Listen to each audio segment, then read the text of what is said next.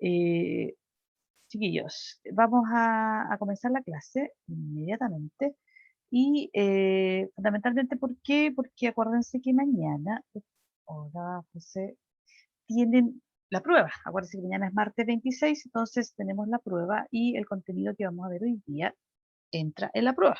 Yo les mandé, recuerden, les mandé la información la semana pasada, les mandé los PPTs de los contenidos que entran en la prueba, por lo tanto nos falta solamente la explicación y es lo que vamos a comenzar a ver ahora. Ya chiquillos, entonces comenzamos. Cuando tengan ahí dudas me consultan, ya se pueden desmutear y partimos entonces. Déjenme ampliar esto.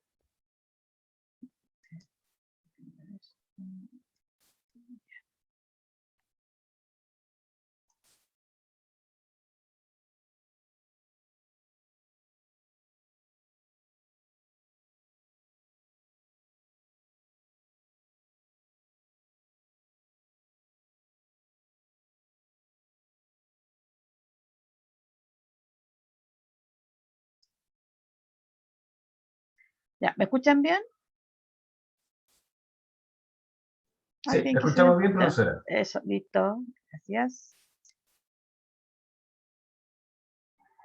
Ya, chiquillos, el tema del día que yo les mandé la información, como les dije anteriormente, es el proceso de recuperación de la democracia en Chile.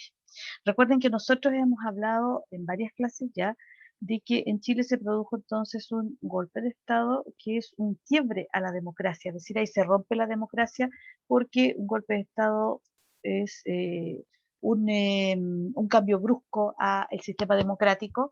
Las personas que llegan al poder no llegan a través de una elección, ¿ya? De una elección, de una votación. Por lo tanto, es un quiebre de la democracia y que en Chile va a durar desde el golpe de Estado el año 73 hasta que asume y se vuelve a la democracia plenamente cuando asume el presidente, en este caso el año 90.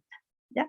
Entonces, el objetivo es explicar los factores que incidieron en el proceso de recuperación de la democracia durante la década de 1980, considerando crisis económica, el surgimiento de las protestas, la rearticulación del mundo político y el rol mediador de la Iglesia Católica, de organismos de defensa de derechos humanos y de la comunidad internacional. Es decir, en el fondo hay varios factores que van a incidir en lo que es el retorno o la recuperación a la democracia eh, a finales de los años 80 y definitivamente ya a comienzos de los 90. ¿Ya? Entonces el objetivo de la clase es conocer el proceso de recuperación de la democracia en Chile. ¿Ya? Lo primero es señalar que cuando hablamos de fin de la democracia estamos hablando de el volver a la democracia, estamos hablando del fin del gobierno anterior, fin de la dictadura militar. ¿Ya? Y que se inicia un proceso de transición. Transición significa pasar de una situación a otra.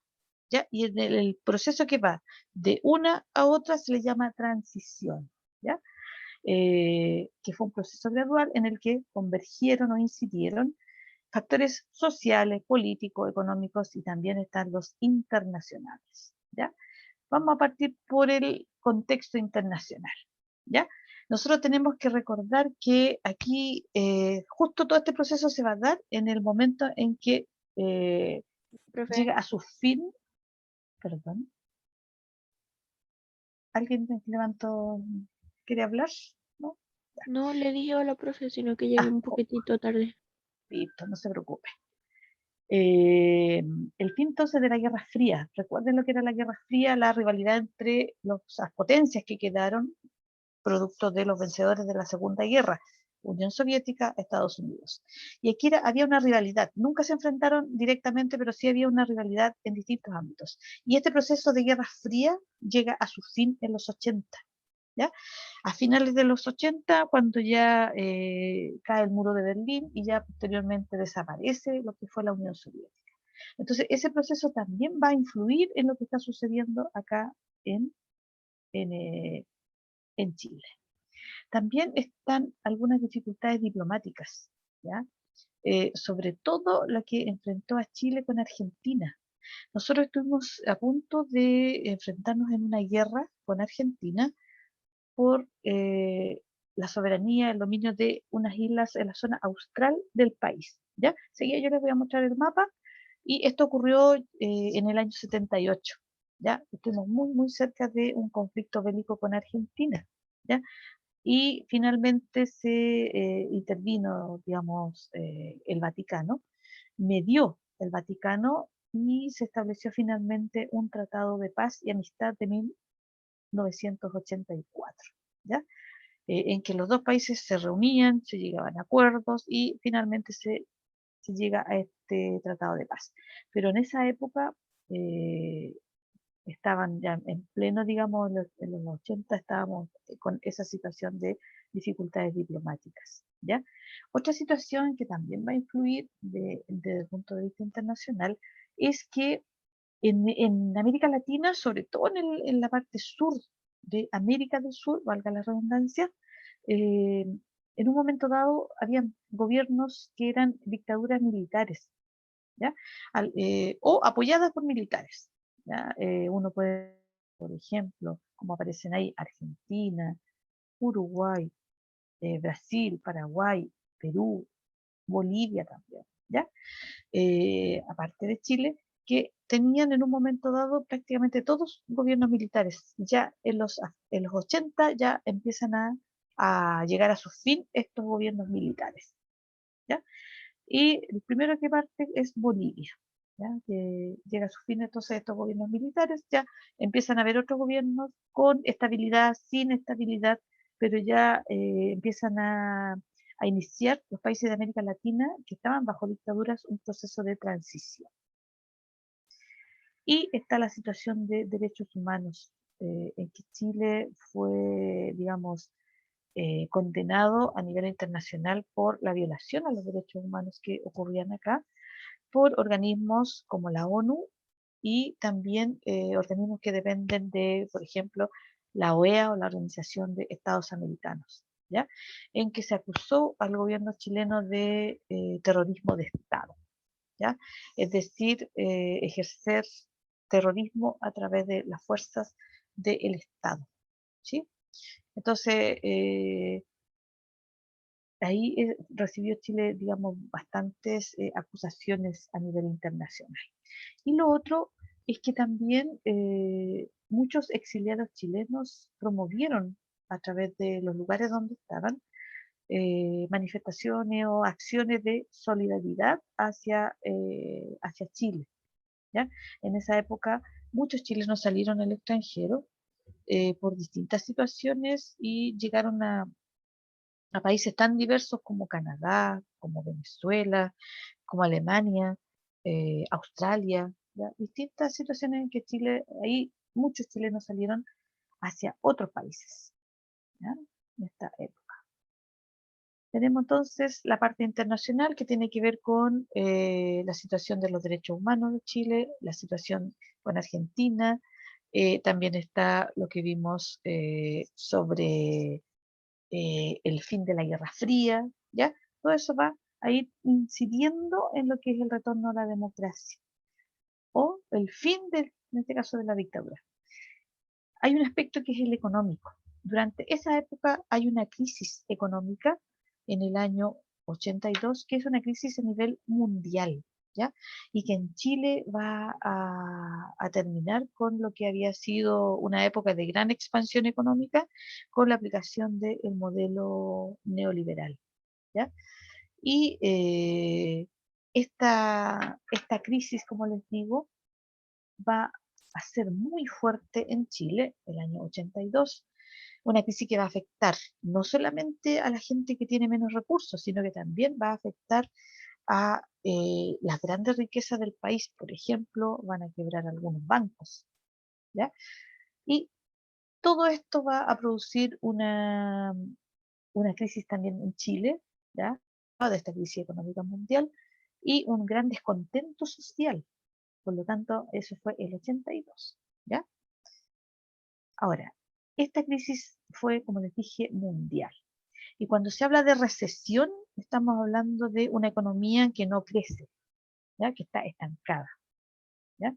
¿Y qué es lo que afectó o qué es lo que produjo esta recesión? Tenemos el aumento del precio del petróleo, ¿ya?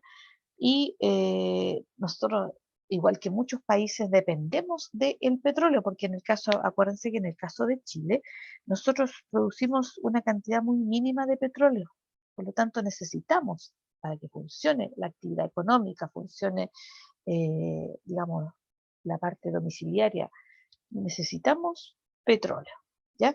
Actualmente se están ya empezando a aplicar energías, digamos, que no son contaminantes y que Chile tiene mucho, digamos, mucho potencial en eso. Pero en la época que nosotros hablamos de los 80, todavía no se implementaba fuertemente el uso de energías no contaminantes, ¿ya? Por lo tanto, aquí dependíamos del petróleo. Ahora, las economías más avanzadas, más industrializadas, como la de Estados Unidos, empezaron a tener un proceso de, como dijimos, de recesión. Se estancaron estas economías, ¿ya? Y por lo tanto, muchas veces los productos chilenos no eran vendidos afuera, porque nuestra economía, al aplicarse un modelo neoliberal, se abrió al mundo, por lo tanto dependía de las exportaciones, ¿ya? De las exportaciones que hacía Chile. Entonces, ¿qué es lo que pasó acá? Estados Unidos reacciona y sube las tasas de interés, lo que se traduce en una alza de las deudas. ¿Ya? Al subir la tasa de interés, suben, digamos, las deudas contraídas. Entonces, Chile tenía muchas deudas contraídas con Estados Unidos y esas deudas suben, ¿ya? Y muchos no pudieron pagar esos créditos que habían pedido, no pudieron pagar. Y entre esos que no podían pagar estaban los bancos y algunas empresas nacionales, ¿ya? Que se vieron imposibilitados de pagar esas deudas. Entonces la crisis afectó fuertemente a todos, ¿ya? Ahora, ¿qué pasó con esta crisis económica? Las consecuencias, dice, el colapso de la economía fue evidente. Las exportaciones se redujeron, ¿ya? O sea, Chile ya no vendía tantos productos. Y el endeudamiento, como las restricciones en acceso al crédito, provocaron la quiebra de numerosos bancos y empresas nacionales. O sea, estaban endeudados y no podían acceder a nuevos créditos porque la economía en el mundo estaba toda en crisis, por lo tanto no iban a dar créditos. Y eso, los créditos los pedían ¿para qué? Para pagar las otras deudas. Entonces, eso va a provocar que colapsen y quiebren bancos y empresas nacionales. ¿Qué hicieron entonces las autoridades? El gobierno, ¿qué hizo? Respondió inyectando recursos fiscales, o sea, del Estado, para rescatar al sistema financiero, ¿ya? Siguiendo las directrices de organismos internacionales como el Banco Interamericano de Desarrollo, el BID, y el FMI o Fondo Monetario Internacional, ¿ya? Entonces, ¿qué hizo el Estado? Ayudó, apoyó en este caso, los bancos y las empresas, inyectando recursos del Estado, recursos fiscales. Y ahí se produjo lo que se llamó el salvataje de los bancos. Ya muchos bancos que estaban en quiebra se salvaron por el apoyo de, en este caso, en el momento, el gobierno. ¿Ya? ¿Qué hizo además el gobierno? Intensificó el proceso de privatización y de expansión de las exportaciones. ¿Para qué? Para recuperar recursos. O sea, siguió privatizando, en este caso acuérdense que, ¿qué es lo que es privatizar? El Estado vende o privatiza empresas que le pertenecen, que son del Estado, pasan a manos de privados, ¿ya? A manos privadas, y el Estado entonces obtiene recursos por esta venta. Y además fomentó expandir, o sea, agrandar las exportaciones. Eso todo para responder a esta crisis económica, ¿ya? Ahora, esta crisis va a llevar fuertemente a una movilización civil. ¿Por qué? Por el costo social que tuvo esta crisis. El desempleo, por ejemplo, la gente sin trabajo se elevó de 19,6 en 1982 a un 26,4 en 1983. ¿Ya? Si ustedes me preguntan ahora, en el 2021, ¿cuál es el desempleo? el último que yo vi y busqué, y que vi hace poquitos días, fue un 8,9% de desempleo, lo que es preocupante también. Pero acá, de un año para otro, se triplicó, ¿ya? Entonces, es importante el desempleo, que nosotros tenemos que pensar, una persona que no tiene trabajo, no tiene para satisfacer sus necesidades básicas, no activa el consumo si es que queremos que se active la economía, porque no puede consumir, si con suerte tiene como para mantenerse, baja su consumo, por lo tanto el comercio se ve afectado, la industria se ve afectado, es como un círculo, ¿ya? Que va funcionando ahí. Entonces, eh, no había mucha protección del Estado para las personas.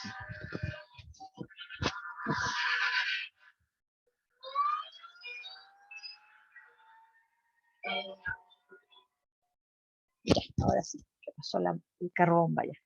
Eh, ¿Qué hizo entonces el Estado? El Estado, en tanto empezaron a haber muchas movilizaciones de distintos sectores, como los estudiantes, los trabajadores, los sindicatos, mujeres, las agrupaciones de defensa de los derechos humanos, y se empiezan a producir masivas jornadas de protestas y paros nacionales, ¿ya? Se complementaron con la toma de algunas sedes de las universidades, cacerolazos, etcétera, ¿ya? Y todo esto fue reprimido por parte de la fuerza pública fuertemente, y se declara el estado de sitio, lo que aumentó las detenciones, las protestas, los heridos y muertos en cada jornada de protesta, ¿ya? Ahora, eh, estas, todo esto como manera de presionar al gobierno, ¿ya? Entonces ahí vamos, enseguida vamos a ver qué es lo que se hizo, qué soluciones. Recuerdan que hablamos de Argentina. Bueno, aquí está la zona de conflicto, lo que era el canal de Beagle, donde va la línea roja, y que Chile decía que era chileno, Argentina que era de ellos, y finalmente el límite actual quedó en la mitad. La mitad, la línea, digamos, fronteriza, pasa por el medio, por decir de alguna manera, del canal de Beagle. Las islas que aparecen acá, Picton, Nueva y Lennox, Argentina las reclamaba, ¿ya? Las reclamaba para ellos y Chile decía que no, ¿ya? Y esas quedaron para Chile. Todo esto está en la zona del extremo sur del país. Ahí está Puerto Williams, Puerto Navarino, y esta es la isla Navarino, ¿ya? Entonces, Puerto Williams, que es de los lugares más conocidos, lo que está más al extremo sur. Entonces, esta era la disputa, el canal de Beagle y las tres islas, la soberanía de esas tres islas, ¿ya? Entonces, eso fue un conflicto del año 78, en que a finales de año estuvimos a punto de ir a una guerra. Y aquí están algunos, digamos, titulares de algunos diarios por la división, perdón, la misión de paz que había por parte del el Vaticano, en este caso el Papa Juan Pablo II, y el enviado que tuvo él, que fue el cardenal Antonio Zamoré, ¿ya? Que vino acá a hacer todas hablar con los dos países y llevarlo finalmente a una situación de paz. Aquí hay un esquema con los distintos gobiernos que eran dictaduras en América Latina en un momento dado, ¿ya? Hay algunas que son bastante extensas, ¿ya? Y otras que, digamos, van cambiando en este caso de gobierno, ¿ya? Si vemos acá la de Paraguay, por ejemplo, el general Alfredo Stroessner gobernó desde el año 1954 a 1989, ¿ya? Entonces ahí hay varias entonces que van, y en Bolivia que también ahí en esa época hubo varios cambios de gobierno, ¿ya? Entonces hay varios países como Argentina, Chile, Bolivia, Uruguay, Brasil, Perú, Paraguay, bueno, y Nicaragua que está ya en América Central, ¿ya? Entonces aquí tenemos el esquema para que vean los que sí habían gobiernos que eran de dictadores, algunos militares y otros apoyados por militares, ¿ya? Fíjese, general, Aquí, en el caso de él era civil, pero apoyado por los militares, ¿ya? Y generales, aquí también, él cumplía varios roles, una dictadura bastante extensa también en Nicaragua, que ahora pasó a otra de los sandinistas, ¿sí? Ahí estamos. Y tenemos acá imagen de lo que fueron la crisis económica, que empieza con lo que fue el alza del precio del petróleo y se deriva de una revolución en Irán, ¿ya? En Irán una revolución, digamos, eh, en que se derroca al gobernante, que era el Shah, y cambian a ser una república islámica, que se mantiene todavía. Y provocan un país petrolero que va provocando también entonces esta alza. Y aquí empiezan a ver, se dan algunas características también de lo que señalamos anteriormente. Y cómo reaccionó ante la crisis. Las personas hicieron ollas comunes, ¿ya? Similar a lo que pasó el año pasado con la pandemia, en que la gente se reunió, en este caso, juntaban alimentos, hacían ollas comunes para después repartir los alimentos entre las personas que estaban sin trabajo, sin ningún acceso a la alimentación, ¿ya? Esas son las ollas comunes. Y se crearon, el gobierno creó programas de empleo, ¿ya? El PEM y el POG. ¿Qué significa PEM? Perdón, Plan de Empleo Mínimo. Y POG, Programa de Ocupación para Jefes de Hogar. Y eran trabajos como esto, arreglar calles, arreglar jardines, en que la gente trabajaba, hombres y mujeres, por sueldo mínimo, para tener un ingreso por lo menos eh, mientras estábamos en esta crisis económica, ¿ya?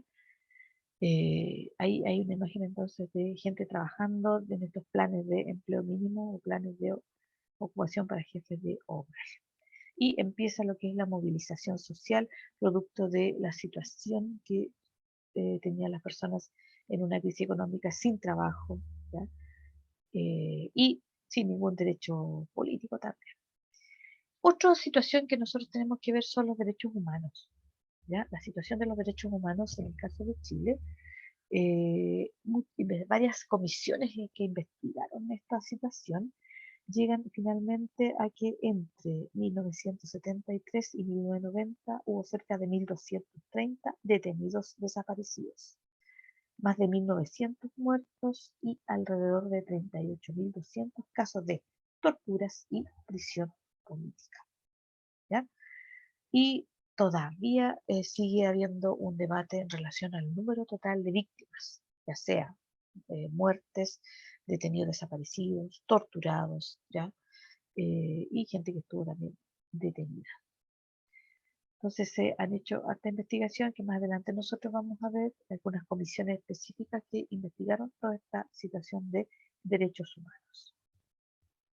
Ahora, estos derechos humanos en Chile por lo menos hubo organizaciones que se destacan en la lucha por defender a las víctimas de este terrorismo de Estado, ¿ya? Surge primero el llamado Comité Pro Paz. Es de carácter ecuménico, es decir, participan diversas iglesias y se organizaron en octubre del año 73 para dar apoyo legal, social a las víctimas de problemas de derechos humanos y sus familiares. Sin embargo, este comité Pro Paz sufrió varias presiones por parte del gobierno y finalmente fue disuelto. Ya tenemos entonces el comité Pro Paz. Y hay otras organizaciones, por ejemplo, la agrupación de familiares de detenidos desaparecidos, ¿ya? Y que se crea con el fin de ayudar a las personas a conocer el paradero de su familiar detenido desaparecido, ¿ya? Porque en ese momento las personas no sabían nada de su familia, por lo tanto, esta agrupación se crea para ayudar en eso, a saber dónde estaban. Y está una de las organizaciones más importantes que fue la Vicaría de la Solidaridad, que se crea en 1976 y que va a reemplazar lo que hizo el Comité Pro Paz que mencionamos antes. Esta Vicaría de la Solidaridad fue creada por el cardenal Raúl Silva Enríquez, eh, quien solicitó al Papa, en este caso Pablo VI, que está en ese momento, la creación de esta vicaría, ¿ya? Y esta organización se encargó de prestar asistencia de distinto tipo a las víctimas del régimen, ¿ya? Apoyo en este caso social, económico y también legal. Así, ¿qué podían hacer cuando tenían familiares detenidos desaparecidos? Esta organización dependía netamente de la Iglesia Católica, ¿ya? Y tenemos otras organizaciones, por ejemplo, el Comité de Defensa del Pueblo, el CODEPU, ¿ya? Que estaba integrado por asistentes sociales, abogados, y que el objetivo era asistir a las víctimas y familiares de detenidos desaparecidos, ¿ya? También a nivel internacional se crearon organizaciones, sobre todo de chilenos que estaban exiliados, estaban fuera del país, y que, por ejemplo, en países como Suecia, Venezuela, México, ¿ya? Para apoyar aquí a los familiares y también los que quedaban acá y saber qué es lo que sucedía en Chile, ¿ya? Y como hablamos antes, organismos de la ONU, de la OEA también manifestaban su condena a las violaciones a los derechos humanos que se cometían acá en el país. Tenemos entonces la parte internacional, tenemos la parte económica y la parte de los derechos humanos. Y finalmente, ¿qué pasa con la parte política? Recuerden que mientras estaba la dictadura militar, estaban prohibidos los partidos políticos. No existía el Congreso Nacional. Por lo tanto, ante la presión social, el gobierno empezó a flexibilizar su posición, ¿ya? Por lo tanto, empezó a permitir, a autorizar el retorno de líderes políticos que estaban en el exilio. Disminuyó la censura sobre la prensa, o sea, los diarios, y las restricciones para organización de los gremios, ¿ya? O sea, empezó a flexibilizar, autorizó porque estaba prohibido, muchas personas no podían ingresar a Chile, ¿ya? Volver a Chile. Entonces empezó a autorizar la vuelta de algunos líderes políticos, bajó la censura, siguió existiendo la censura, por ejemplo, en los diarios, en la televisión, en el fondo para limitar la información, de eso se trataba. Y las restricciones para la organización de los gremios, es decir, empezó a permitir que los gremios, los distintos organismos de los trabajadores se fueran organizando, ¿ya? Por eso se habla de rearticulación de la oposición. ¿Por qué? Acuérdense que oposición significa quienes se oponen al gobierno que está en el poder y se empiezan a organizar, a rearticular, porque en un momento dado era ilegal y estaba prohibido, ¿ya? Y dentro de estas agrupaciones que eran de oposición al gobierno destacan, por ejemplo, la llamada Alianza Democrática, ¿ya? Que fue creada en el 83 con la participación de representantes de partidos como la Democracia Cristiana, el Partido Radical, el Partido Socialdemócrata y una parte del Partido Socialista, ¿ya? Y otros sectores que reclamaban la ilegitimidad de la Constitución de 1980. Proponían la realización de elecciones libres, que en ese momento no habían, una asamblea constituyente y la renuncia de Pinochet, ¿ya? Eso es lo que pedían estos grupos de partidos que se unieron. Declaraban ilegítima la Constitución de 1980, realizar elecciones libres, una asamblea constituyente y la renuncia de Pinochet. Ahora, este grupo, la Alianza Democrática, se oponía o rechazaba la vía violenta, es decir, ellos estaban por el diálogo, ¿ya? Y por lo tanto, esto les permitió dialogar con, en ese momento, el ministro del Interior del régimen, que era Sergio Onofre Jarpa, ¿ya? Y digamos, estas reuniones entre el gobierno y la oposición estuvieron también mediadas por la Iglesia Católica, ¿ya? Que empiezan a reunirse. Esta es la Alianza Democrática. Hay otras organizaciones más, por ejemplo, el Movimiento Democrático Popular, ¿ya? Que se formó de manera paralela al grupo anterior y que estaba integrada por otros partidos. Por ejemplo, el Partido Comunista, el Movimiento de Izquierda Revolucionaria, el MIR, el Movimiento de Acción Popular Unitario, el MAPU, y una parte también del Partido Socialista. ¿Qué es lo que planteaban ellos? Dice, anulación de la Constitución y el uso combinado de acciones políticas e insurrección para derrocar al régimen, ¿ya? Entendiendo que este solo caería como resultado de una movilización generalizada de la sociedad. O sea, pedían cosas similares, pero el modo de hacer las cosas era distinto, porque ellos planteaban el uso combinado de acciones políticas, o sea, diálogo, negociar, con insurrección, es decir, la vía violenta, ¿ya? Entonces aquí mezclaban, digamos, las dos formas. En el fondo querían lo mismo, pero el grupo anterior, la Alianza Democrática, rechazó la vía violenta, o sea, usar la fuerza. Otros grupos que son los llamados grupos armados. Aquí estos van directamente por la vía violenta, la vía armada. ¿Y quiénes eran estos grupos armados? El primero fue el MIR, ¿ya? El MIR ya existía desde la época del gobierno de Eduardo Frei Montalva. Ahí había sido creado el MIR y en la ciudad de Concepción, ¿ya? Y este movimiento de izquierda revolucionaria, el MIR, fue ya desarticulado en 1981, ¿ya? En el 83 está el movimiento que se llamó Frente Patriótico Manuel Rodríguez, ¿ya? Que fue en sus orígenes creado por integrantes del Partido Comunista, ¿ya? Dice, realizó una serie de atentados a torres de alta tensión, provocando apagones generales, ¿ya? Constantemente era una forma de presionar al gobierno, realizar estos apagones generales, o sea, no, cortes de energía eléctrica, y que lo que hacían, derribaban torres de alta tensión, ¿ya? Y también internó armas por la caleta Carrizal Bajo en el año 86 y efectuó un atentado contra Pinochet el mismo año, ¿ya? Y otro movimiento también armado era el Movimiento Juvenil Lautaro, ¿ya? Creado el año 82. Promovió la vía insurreccional y se distinguió por realizar asaltos a camiones con el objetivo de repartir mercancías entre los pobladores de sectores periféricos, ¿ya? Entonces aquí tenemos grupos armados que quieren terminar con el régimen, pero a través de las armas, ¿ya? Aquí tenemos imagen, esto es del Museo de la Memoria, ¿ya? Imágenes de detenidos desaparecidos. Y aquí una imagen de, en este caso, el Comité Pro Paz, ¿ya? En que se juntaron, fue de carácter ecuménico, o sea que aquí participaron no solo la Iglesia Católica, sino también otras iglesias, ¿ya? Por eso fue de carácter ecuménico. La Vicaría de la Solidaridad, ¿ya? Y varios obispos, ¿ya?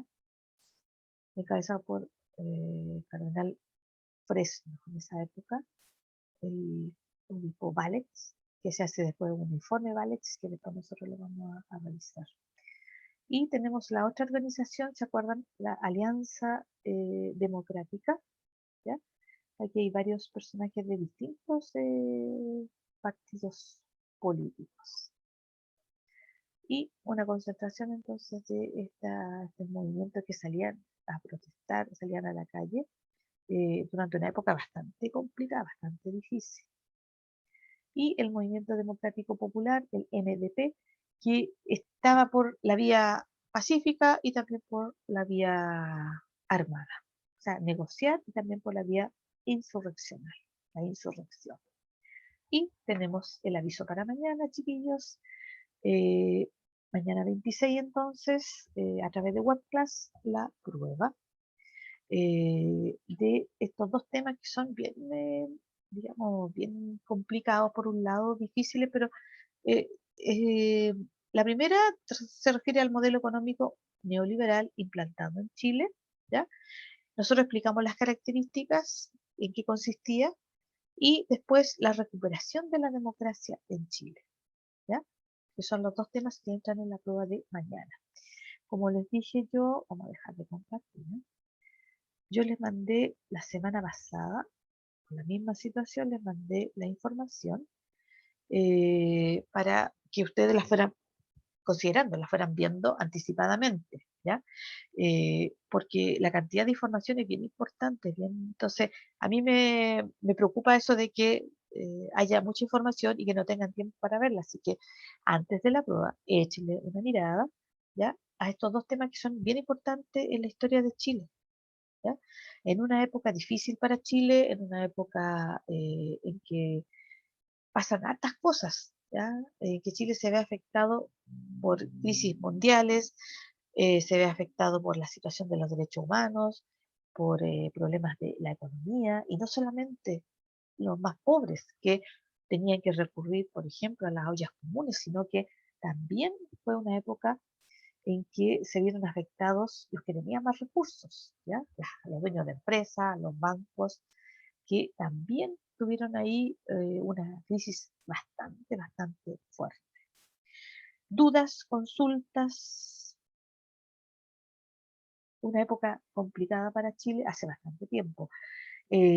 Si alguien, por ejemplo, vio la serie Los 80, ahí se ven reflejadas las distintas etapas que fue pasando el país, ¿ya? No sé si alguno la vio, la han dado varias veces, en que se ve reflejadas las distintas etapas que ha pasado, que fue pasando en esa época Chile, eh, problemas de las manifestaciones, problemas de crisis, en que el protagonista incluso queda sin trabajo, él se reinventa colocando una venta de, por ejemplo, de ropa americana, etcétera, ¿ya? Y se van viendo las distintas etapas, lo mismo que yo les acabo de decir, pero a través de una serie, ¿ya? Si es que alguien la vio, y cómo vivía la gente, estamos hablando de los 80, en que el tipo de vida era bien distinto a la que nosotros tenemos ahora, ¿ya? Muy diferente, ¿ya? En cuanto, por ejemplo, eh, a la comunicación, a los productos que habían. La comunicación era la más rápida el teléfono, pero el teléfono fijo. No estaban los celulares. Nosotros no manejamos con celular y si el celular no funciona o hay, las redes sociales no funcionan, nos complicamos, ¿ya? Pero en esa época estaban los teléfonos fijos solamente y no todos tenían, ¿ya? Sino que mucha gente no tenía y tenía que recurrir, por ejemplo, al teléfono del almacén o al teléfono público, ¿ya? Para informarse, para buscar trabajo, dejar el recado, etcétera. Entonces, son épocas diferentes, ¿ya? Y como les digo, la parte política estaba prohibido prácticamente y como empieza toda esta presión social, los paros, ¿ya? Paros nacionales, en que prácticamente no funcionaba nada, empieza a surgir efecto en el gobierno que ya empieza a flexibilizar toda esta situación, producto que incluso, producto de estos paros, estas protestas nacionales, moría gente en cada una de las protestas, ¿ya? Entonces, eso ya era una presión bien fuerte para el gobierno de la época, ¿ya? Dudas, consultas, chiquillos, si no estaríamos ya casi listos. Acuérdense, cualquier cosa, revisen, háganme caso, revisen el material, ¿ya? Tiene mucha información. Y cualquier duda me escriben, me consultan, chiquillos, y mañana entonces la prueba va a estar disponible, ya como siempre a través de WebClass. Y lo que les digo siempre, no entren a dar una prueba muy tarde porque no los podemos ayudar si tienen algún problema, ¿ya? Traten de entrar temprano, ya la prueba casi siempre está disponible ya después de las 2 de la tarde. Trataré de tenerla antes, ¿ya? Para que puedan hacerla y, como les digo, si tienen algún inconveniente, traten de entrar temprano, porque ya muy tarde no los podemos ayudar, ¿ya? Porque acuérdense, nosotros tenemos un horario, nosotros también tenemos familia, etcétera, ¿ya? Así que ojo ahí con eso. Y lean bien las preguntas, como les digo siempre, las alternativas de respuesta para que les vaya bien, como siempre, ¿ya? Así que entren a dar la prueba y cuídense harto, chiquillos, y ya estaríamos terminando. Y no sé, consultas, dudas, ¿ninguna? Ya, estaríamos entonces listos, chiquillos, por ahora.